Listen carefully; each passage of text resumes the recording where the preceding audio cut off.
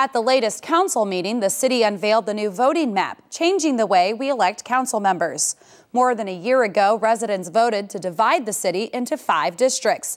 Under the new system, the council would consist of 1 representative from each of the 5 districts and 3 at-large councilmen. NCTV 17's Ryan Jones has more. Roughly 66% of Naperville residents voted to separate the city into 5 districts in last November's elections. Now, the city staff has come up with the preliminary map based on the 2010 census numbers. Doug Krieger, city manager, says the initial map looks great, but there are still some problems that need to be fixed.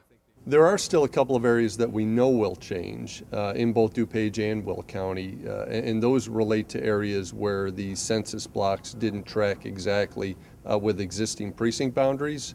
John Kremen lost his campaign for council last year, but plans to run again in 2013.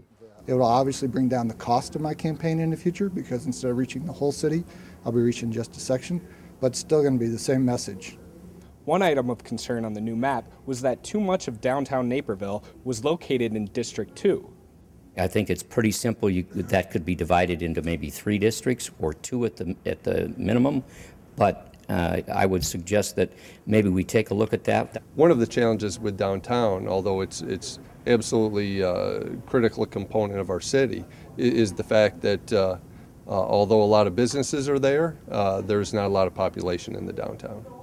While District 5, or South Naperville, was the least populated part of the map, councilmen agreed it's the area where population will increase the most in the future. They're growing families. They're going to be people coming into their voting years, 18 and over, whereas you've got a lot of people in the north side who are, already voters. The next step will be to put an interactive map on the city's website by mid-January, where the public will be able to give feedback. Jane Barnes, representing the League of Women Voters, was glad to see council pass the motion to hold an initial meeting for the entire population and then 5 separate meetings in each of the proposed districts. We think we need to get people to be aware of the actual geographical boundaries of these districts. They're pretty big. We were saying that all along. The League worries that the goal of better representation will be difficult to achieve, but they remain optimistic. Reporting from Council Chambers, Ryan Jones, Naperville News 17.